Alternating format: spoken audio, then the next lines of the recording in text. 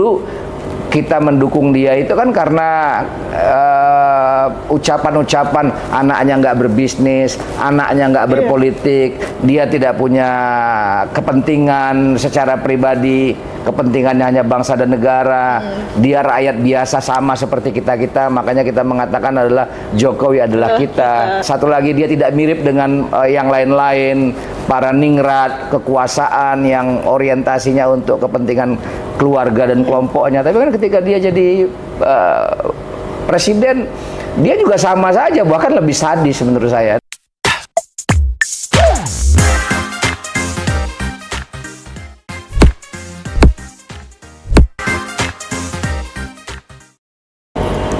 Presiden Joko Widodo atau Pak Jokowi enggan menjawab soal isu bahwa dirinya akan bergabung ke Partai Golkar selepas menjabat presiden 2 periode.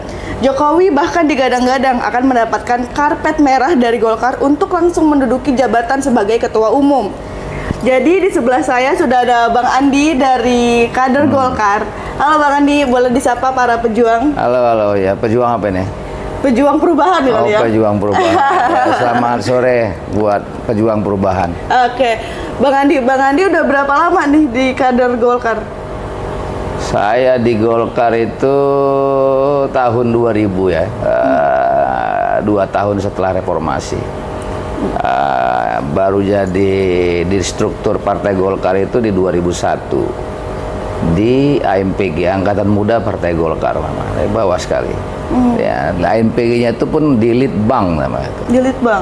Jadi AMPG itu sayap partai.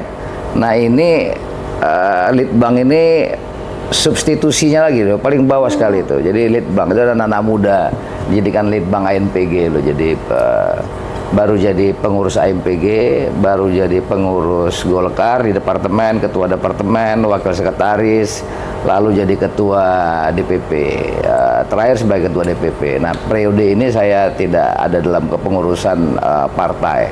Tidak ada dalam kepengurusan, berarti kader biasa ya? Kader biasa, statusnya kader biasa. Oke nih, Bang, kita mau nanya-nanya soal gimana nih Jokowi tiba-tiba mau jadi ketumnya Golkar gitu ya, berarti kayak mengambil alih. Tidak Bang, kalau bisa diabangin. Nah itu wacananya dari mana sih Bang, dan apa tuh indikatornya? Ya ada kalau kita lihat, kalau Tasya mau buka wacana Jokowi mau jadi ketua umum Golkar itu datang dari 2 tempat. Dari dalam ada figur senior yang sekarang duduk di Dewan Pakar, namanya Pak Ridwan Hisam.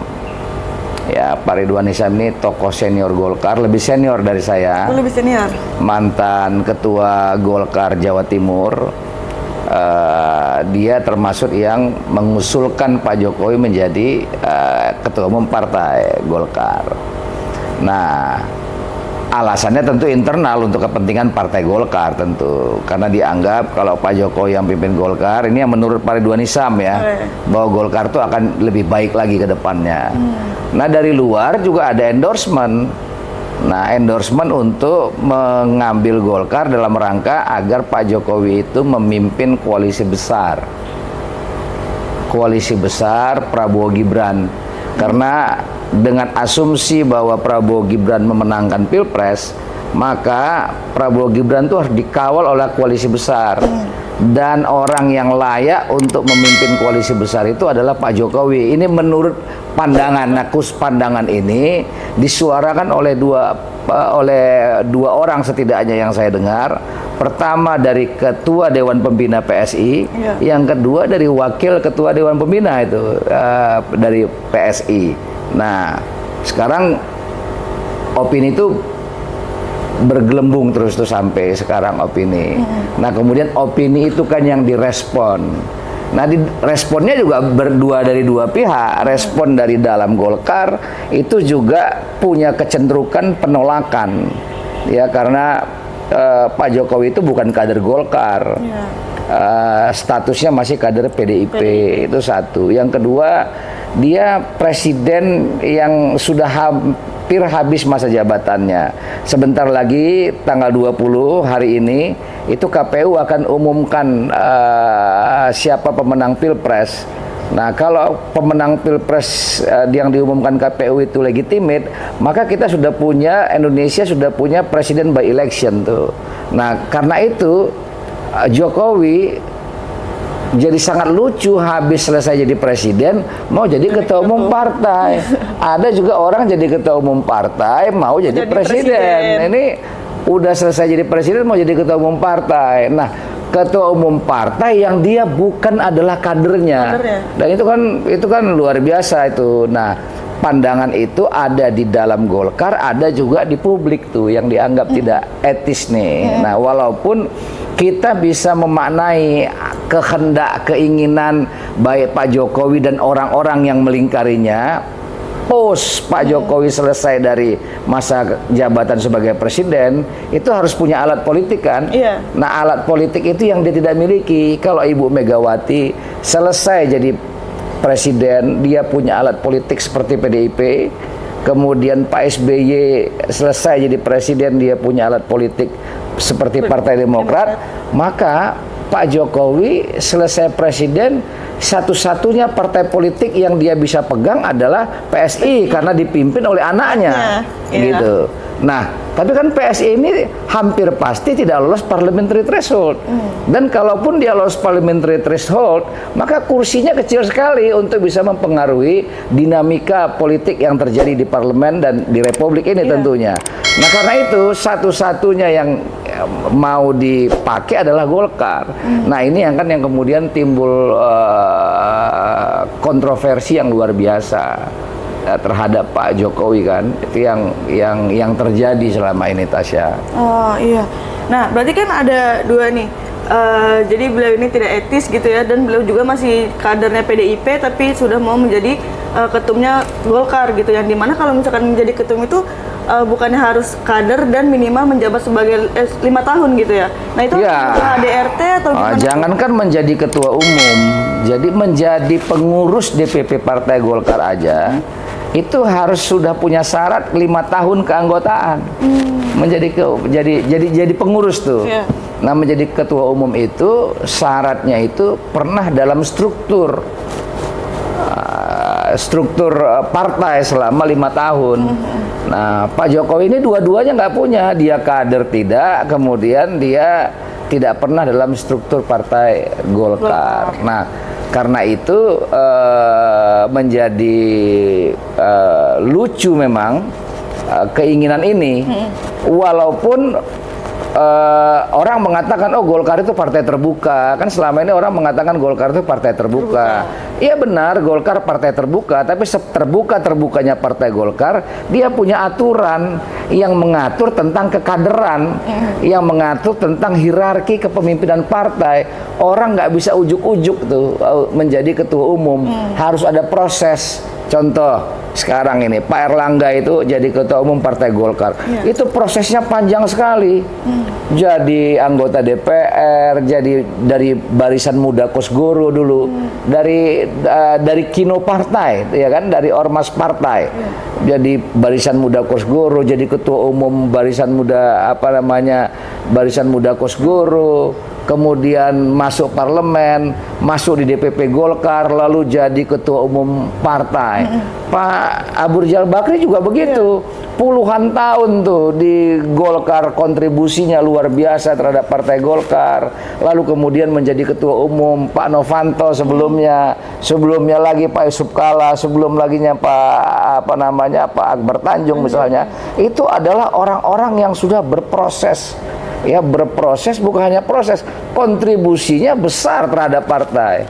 Nah, ini orang yang tidak punya kontribusi terhadap partai. Saya katakan pertama, Pak Jokowi tidak punya kontribusi terhadap Partai Golkar. Yang kedua, bahkan itu punya kecenderungan ketika memimpin, ketika dia menjadi presiden selama ini, itu cenderung menyandra Partai Golkar untuk keinginan ambisi politiknya. Nah, tiba-tiba mau memimpin Golkar. Wajar kalau banyak di internal Golkar, baik kader maupun elit, itu terjadi penolakan. Walaupun penolakan di dalam Golkar itu kita bisa lihat di publik ya. Golkar itu partai yang menurut saya sudah matang, sehingga penolakan itu disampaikan dengan cara yang menurut saya masih mungkin untuk diperdebatkan. Kesannya longgar, Iya. tapi sesungguhnya adalah kalau saya boleh membahasakan itu, strict sebagian besar elit dan kader Golkar itu tidak setuju dengan wacana itu. Tidak setuju dengan wacana tersebut gitu ya. Iya, bahkan dengan keinginan itu tidak setuju. Nah, tapi kan seperti yang kita ketahui ketua-ketua umum sebelumnya itu sudah melalui perjalanan yang panjang gitu kan. Iya. Dan ini tiba-tiba langsung untuk menjadi ketua umum. Apakah tapi udah pernah ada belum sih itu wacana sejak lama atau emang kayak mungkin anaknya langsung melewati menembus batas yang melanggar aturan gitu? Ya saya nggak tahu ya kalau dari keinginan kita nggak bisa meraba di sana. Kita kan ini kan politik ya, karena politik itu kita melihat kecenderungan, melihat pola ya, karena itu kita menduga gitu misalnya. Dan dalam politik itu halal memberikan dugaan-dugaan karena politik itu kan coba untuk melihat pola-pola yang menjadi langkah-langkah politik kan. Iya. Nah, dan kita harus antisipasi. Iya. Nah, karena itu tidak perlu menunggu bukti dulu baru diantisipasi itu dalam politik ya, menurut pendapat saya. Nah, karena itu saya melihat polanya itu mungkin karena dianggap mudah mengambil PSI, 2 hari baru dilantik jadi kader misalnya, bisa menjadi ketua umum PSI, kemudian dianggap Golkar bisa seperti itu. Nah itu mungkin ya dugaan saya, mungkin dari presiden PSI itu dianggap Golkar bisa seperti itu. Yang kedua, saya menganggap bahwa selama ini kehendak politik Pak Jokowi itu kan relatif cenderung mudah. Apa yang dia mau itu setidak rasional apapun itu terjadi itu, sehingga dia menganggap segalanya situasinya itu mudah gitu. Nah sama dia menganggap bahwa semudah itu mengambil ketua umum Golkar. Saya kira nggak semudah itu. Nggak semudah itu ya. Nggak semudah kayak anaknya yang baru masuk dua hari ya jadi kader langsung jadi ketua umum.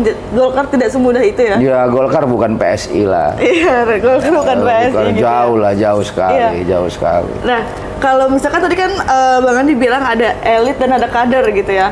Nah, kan biasanya kan omongan ini biasanya kalau kan yang milih nanti rakyat gitu. Tapi kan yang mengusung biasanya kan elit-elit gitu. Nah, ini gimana nih menurut para elit-elit gitu kalau bisa dibocorin? Iya betul, yang milih itu nanti itu yang milih itu voters di Golkar ya. Kalau Munas itu DPD tingkat 2 plus tingkat 1 plus ormas-ormas yang ada. Itu suara sekitar 560 voters sekitar segitu. Ya bisa saja kalau Pak Jokowi bisa mempengaruhi voters itu.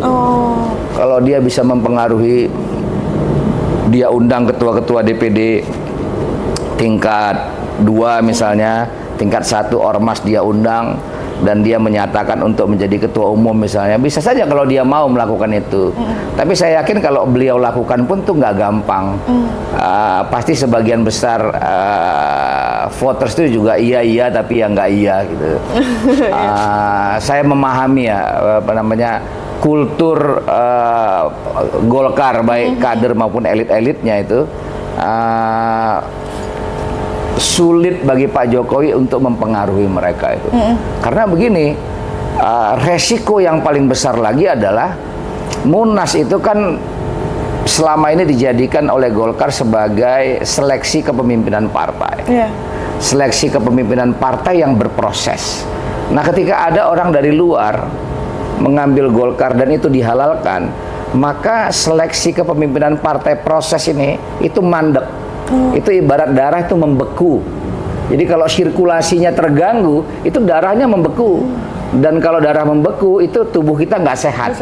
Organisasi itu pasti nggak sehat. Nah, itu menurut saya kalau dilakukan oleh Pak Jokowi, maka orang di internal Golkar, baik elit maupun kader sadar bahwa ini adalah pembuluh darah yang nggak boleh dibikin mandek nih, nggak boleh dibikin membeku. Nah, karena itu yang saya bilang tidak gampang, tidak mudah gitu ya. Hari ini posisinya Pak Jokowi lebih perlu Golkar. Ya, berbeda hari ini posisinya, beda dengan PSI misalnya yang memerlukan Kaesang karena Pak Jokowi gitu, dengan harapan bisa partainya lolos parliamentary threshold. Tapi saya yakin juga kalau Pak Jokowi sudah turun dan muncul kepemimpinan baru, dan saya yakin juga harapan PSI terhadap Kaesang juga nggak akan lagi besar seperti sebelumnya. Ya itulah politik kan. Iya. Nah itu Tasya menurut pandangan saya. Oke deh, mungkin balik lagi gitu ya ke wacana Jokowi menjadi ketum Partai Golkar gitu. Nah, kan tadi melewati banyak proses, udah bertahun-tahun gitu ya ketum ini. Nah, ada berita nih di Warta Kota Tribun Network yang menyebutkan bahwa Jokowi sudah menjadi kader Golkar sejak 1997. Yang bener? Iya, itu yang ngomong Pak Ridwan Hisam. Jadi Pak Ridwan Hisam itu ngomong bahwa Pak Jokowi itu dulu dia pengusaha di zaman Orde Baru. Nah, dengan asumsi bahwa di zaman Orde Baru itu pengusaha-pengusaha itu ya udah pasti Golkar, apalagi dia ada di HIPMI sebagai pengurus HIPMI. Itu kan klaim ya, jadi dianggap sebagai Golkar.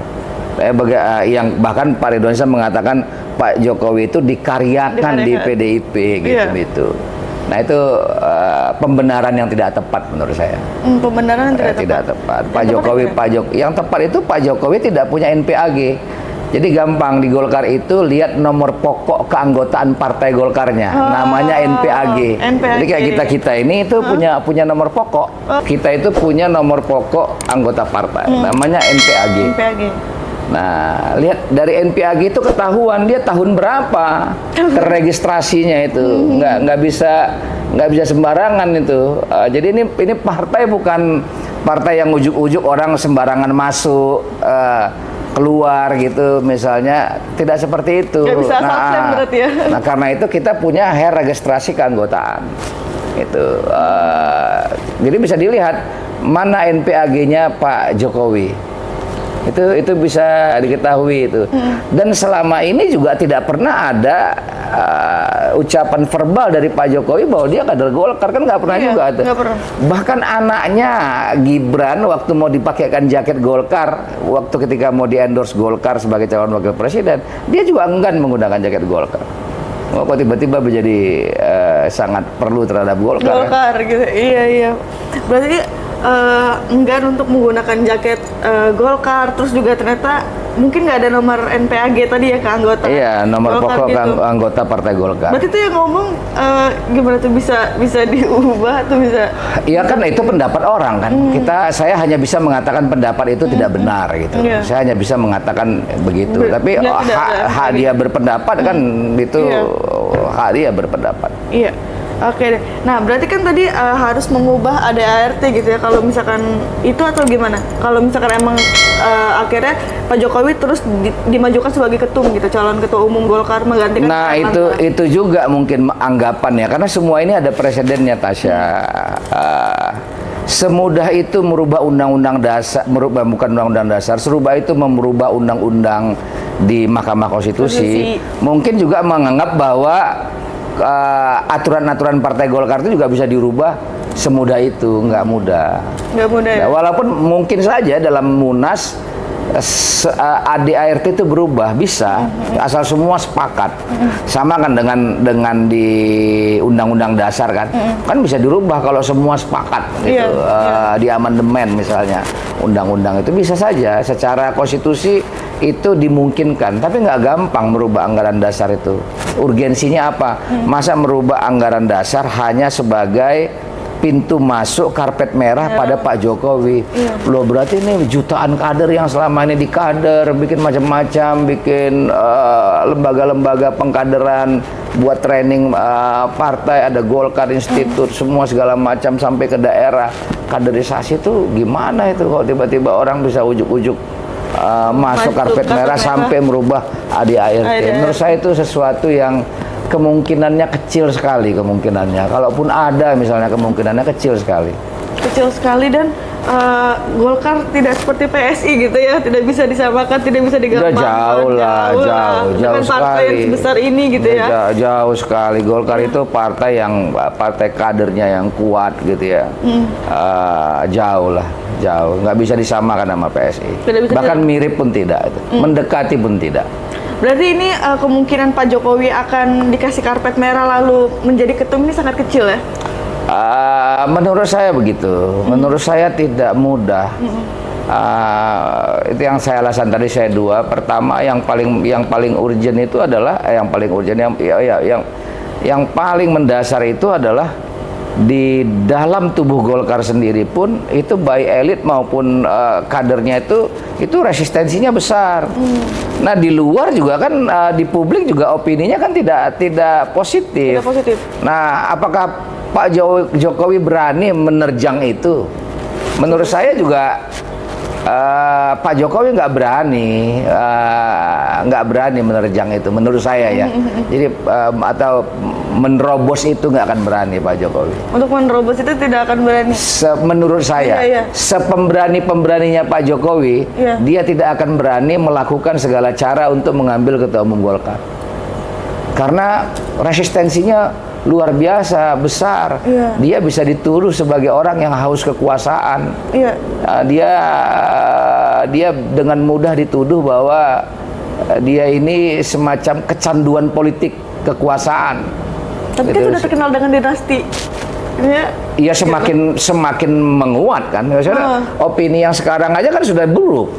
Ya anaknya, mantunya. Ini sekarang mantunya mau lagi rencana di Sleman misalnya. Itu kan sudah menjadi opini kan Pak Jokowi bahwa dia sebagai presiden yang harusnya menjadi kepala negara, tapi ternyata kan hanya berfungsi sebagai kepala keluarga kan, yang memuluskan jalan-jalan politik anaknya yang dulu kita mendukung dia itu kan karena ucapan-ucapan anaknya nggak berbisnis, anaknya nggak berpolitik, dia tidak punya kepentingan secara pribadi, kepentingannya hanya bangsa dan negara, dia rakyat biasa sama seperti kita-kita, makanya kita mengatakan adalah Jokowi adalah kita. Tapi ternyata ketika satu lagi dia tidak mirip dengan yang lain-lain, para ningrat kekuasaan yang orientasinya untuk kepentingan keluarga dan kelompoknya. Tapi kan ketika dia jadi presiden, dia juga sama saja, bahkan lebih sadis menurut saya daripada yang sudah-sudah itu. Berarti dinasti kan udah terkenal dengan dinasti keluarga ini, tapi tetap aja kemungkinannya kecil ya untuk dia menerjang atau menerobos, dia akan menjadi ketum Golkar gitu. Kalaupun Pak Jokowi berani, temboknya besar sekali menurut saya.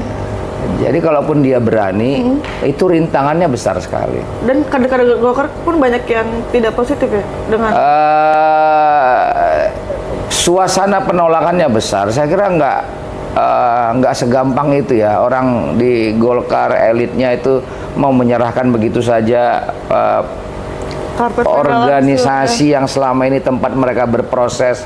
Ada up and down misalnya, naik dan turun, ada suka ada duka, tiba-tiba masuk Pak Jokowi memimpin kita semua tuh, itu nggak bisa saya bayangkan tuh. Dan saya yakin dari Sabang sampai Merauke itu punya preferensi yang sama dengan saya itu. Tidak semudah itu untuk menjadi ketum partai gitu ya, untuk Pak Jokowi. Iya, nggak semudah itu, Oke. Masih banyak kader-kader yang lain yang bagus-bagus yang bisa memimpin Partai Golkar. Yang sudah ada track record bagus. Yang sudah punya kontribusi besar terhadap Partai Golkar. Masih banyak nggak. Jadi Golkar ini surplus kader. Saking surplusnya kemanapun ada kader Golkar yang berpindah itu jadi partai baru besar gitu, surplus. Kemanapun dia pergi, kalau dia nggak jadi ketua partai, dia menjadi variabel penting di partai yang dia pindah gitu misalnya itu. Ya itu nggak kekurangan kepemimpinan Partai Golkar itu. Tidak kekurangan ketua ya.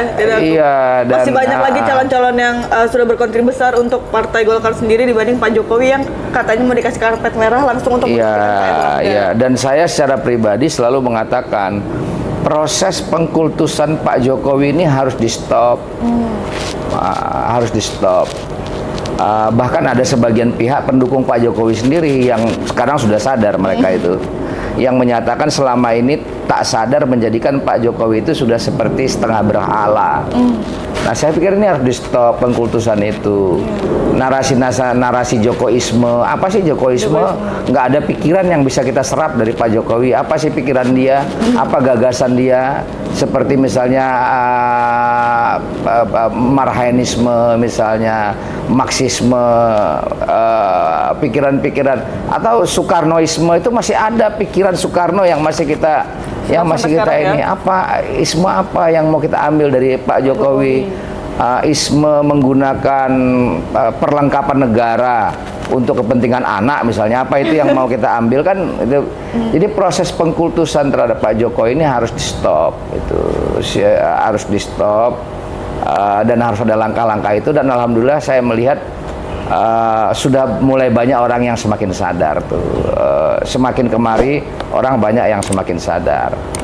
Nah, opini Pak Jokowi mengambil Golkar ini pun juga akan membuka mata publik nanti.